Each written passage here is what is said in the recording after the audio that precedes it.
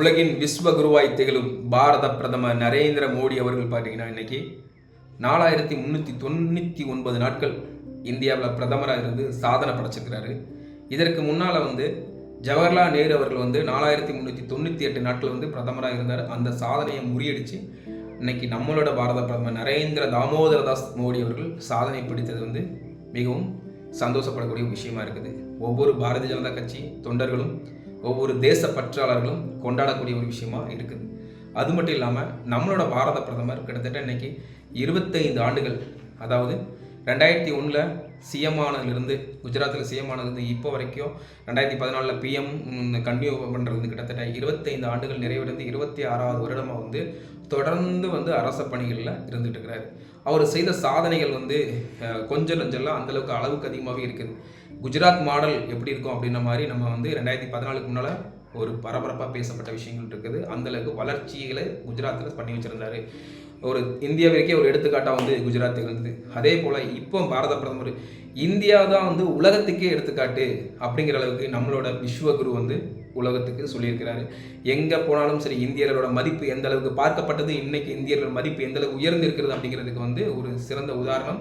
வெளிநாட்டில் வாழும் ஒவ்வொரு இந்தியர்கள்ட்ட கேட்டால் நம்ம தெரியும், இல்லைனா வெளிநாட்டுக்கு போயிட்டு வந்த ஒவ்வொரு இந்தியர்கள்ட்ட கேட்டாலுமே தெரியும். ஸோ அவர் கிட்டத்தட்ட 32 அவார்டுகளை இன்டர்நேஷ்னல் அவார்ட்ஸ் 32 அவார்டுகள் நம்மளோட பாரத பிரதமர் வாங்கியிருக்கிறாரு. அவர் பார்த்தீங்கன்னா அவர் சுதந்திரம் அடைந்ததுக்கு அப்புறம் பிறந்த ஒரு நபர் இந்தியாவில் பிரதமராக இருக்கிறாருன்னா இது நம்மளோட பாரத பிரதமராகிய நரேந்திர மோடி தான் முதல் நபர் அப்படின்னு சொல்லலாம். அவரோட தேர்தலில் அவர் இது வரைக்கும் தோல்வியே கண்டதில்லை அப்படின்னு மேலும் ஒரு சிறப்பம்சமாக இருக்குது.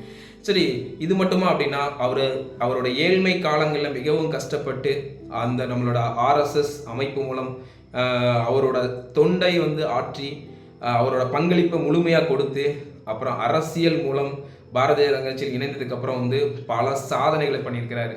அந்த சாதனைகள் 1 2ன்னு சொல்ல முடியாது, ஏகப்பட்ட சாதனைகள் சொல்லலாம். இப்போ நம்ம 500 வருடம் போராடின மக்கள் யோசிச்சுக்கிட்டு இருந்த ஒரு விஷயம் என்ன அப்படின்னா அயோத்தி ராமர் கோயில், அதற்கு ஒரு தீர்வு கொடுத்தார் அப்படின்னா அது மிகையாகாது. அது மட்டுமா 370 ஆர்டிக்கலை நீக்கினாங்க. ஸோ அதுவுமே ஒரு பெரிய மைல்கல் அப்படின்னு சொல்லலாம்.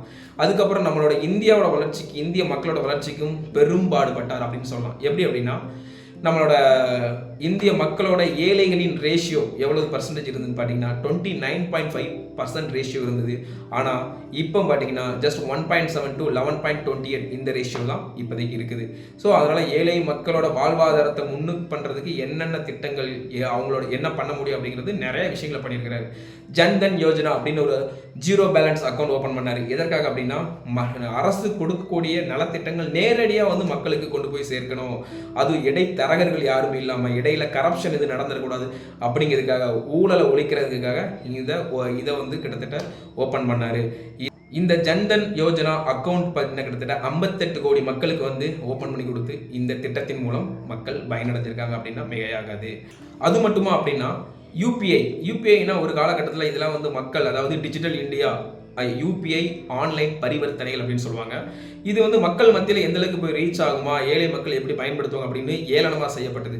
ஆனால் இன்னைக்கு பூ விற்கிற அக்காவிலிருந்து, மீன் விற்கிற அக்காவிலிருந்து, சின்ன சின்ன வியாபாரிகள் இருந்து எல்லாருமே இந்த ஜிபே, ஃபோன்பேலாம் யூஸ் பண்ணி அதை இந்தியாவோட லார்ஜஸ்ட் பேமெண்ட் சிஸ்டம் அப்படின்னு சொல்கிற அளவுக்கு இதை கொண்டு வந்திருக்குது நம்ம மோடி ஐயாவோட மிகப்பெரிய சாதனைகளை நம்ம பார்க்குறோம். சாலை உட்கட்டமைப்பு அப்படி பார்த்துக்கிட்டிங்கன்னா கிட்டத்தட்ட வெறும் 1000 கிலோமீட்டர் தூரத்திலிருந்து இன்னைக்கு அவங்களோட நம்ம மோடி ஐயா காலத்து கட்டங்களில் கிட்டத்தட்ட 7000 கிலோமீட்டர் சாலை கட்டமைப்பை பலப்படுத்தி இந்தியாவோட அடுத்த கட்ட வளர்ச்சிக்கு ஒரு முக்கிய காரணமாக இருந்திருக்கிறாரு. அப்புறம் பார்த்துட்டிங்கன்னா இந்த இலவச கழிப்பறைகள், அதாவது பெண்கள் ஒரு காலகட்டத்தில் சூரியன் மறைந்ததுக்கு அப்புறமோ சூரியன் எழுவதற்கு முன்னாலேயே காலை கடன் முடிக்கிற ஒரு கட்டாயத்தில் இருந்தாங்க. அதை அவங்களோட மானம் காக்கப்படணும், தன்மானம் காக்கப்படணும் அப்படிங்கிறதுக்காக கிட்டத்தட்ட 12 கோடி மக்களுக்கு இலவச கழிப்பறைகளை கட்டி கொடுத்துருக்கிறாரு. அது மட்டும் இல்லாமல் வீடு இல்லாத ஏழை எளிய மக்களுக்கு 4 கோடி பேருக்கு இந்தியா முழுவதும் 4 கோடி ஏழை எளிய மக்களுக்கு வீடுகள் கட்டி கொடுத்துருக்கிறாரு. அது மட்டுமா ஆயுஷ்மான் பாரத் அந்த திட்டத்தின் கீழே, அதாவது இலவச மருத்துவ காப்பீடு திட்டத்தின் கீழே 44 கோடி மக்களுக்கு இந்த அக்கௌண்ட்ஸ் ஓப்பன் பண்ணி கொடுத்து அதன் மூலம் ஒவ்வொரு வருடத்திற்குமே அவங்க 5 லட்சம் ரூபாய்க்கு மருத்துவ காப்பீடு பெற்றிட முடியும். அதன் மூலம் மக்கள் பயனடைஞ்சிட்டு வராங்க. விவசாயிகளுக்கு பார்த்துக்கிட்டிங்கன்னா 6,000 ரூபா அவங்களோட வங்கி கணக்கு நேரடியாக செலுத்தப்படுகிறது. வருஷத்துக்கு சிறு குறு செய்யும் விவசாயிகளுக்கு அவங்களோட வாழ்வாதாரத்தில் ஏதோ ஒரு சின்ன பங்களிப்பு அரசு சார்பாக கொடுக்கணும் அப்படிங்கிற மத்திய அரசு 6,000 ரூபாய் கொடுத்துட்டு வராங்க அப்படிங்கிறதும் கூடுதல் சிறப்பம்சம். வந்தே பாரத் ட்ரெயின் கிட்டத்தட்ட 79 வந்தே பாரத் ட்ரெயினை வந்து இந்தியா முழுவதும் இப்போ வந்து இயங்கிக்கிட்டு இருக்குது. இதற்கு காரணம் யார் அப்படின்னா பாரத பிரதமர் நரேந்திர மோடியும் மத்திய அரசும் தான் காரணம். இப்போ கோயம்புத்தூர்லேருந்து சென்னை போன கிட்டத்தட்ட 12 ஹவர்ஸ் ஆகுது அப்படின்னா இன்னைக்கு ஒரு 6 ஹவர்ஸில் போக முடியுது. 6 ஹவர்ஸ் வந்து நமக்கு சேவ் ஆகுது.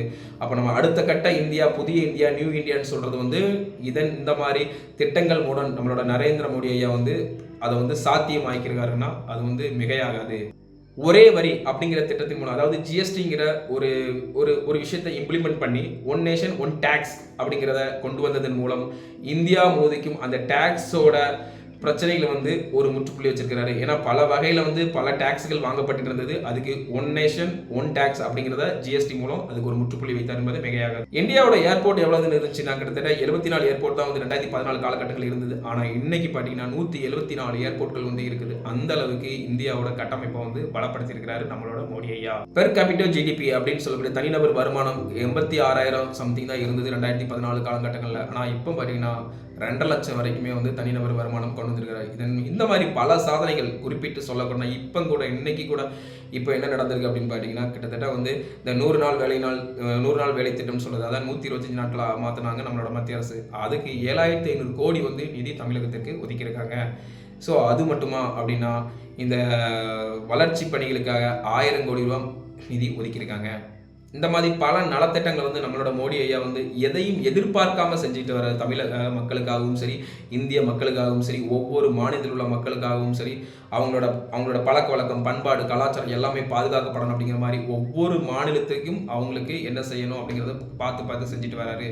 இவர் மேலே இத்தனை வருஷம் ஆகி ஒரு ஊழல் புகார் கூட வைக்க முடியலங்கிறது வந்து நம்மளாம் பெருமைப்படக்கூடிய விஷயம். ஒரு அரசியல்வாதி எப்படி இருக்கணும் அப்படிங்கிறதுக்கு வருங்கால சந்ததிகள் வந்து நிச்சயம் பாராட்டுவாங்க, பெருமைப்படுவாங்க. அச்சமில்லை அச்சமில்லை அச்சம் என்பதில்லையே, உச்சி மீது வானிடிந்து வீழுகின்ற போதிலும், துச்சமாக எண்ணி நம்மை தூறு செய்த போதிலும், அச்சமில்லை அச்சமில்லை அச்சம் என்பதில்லையே.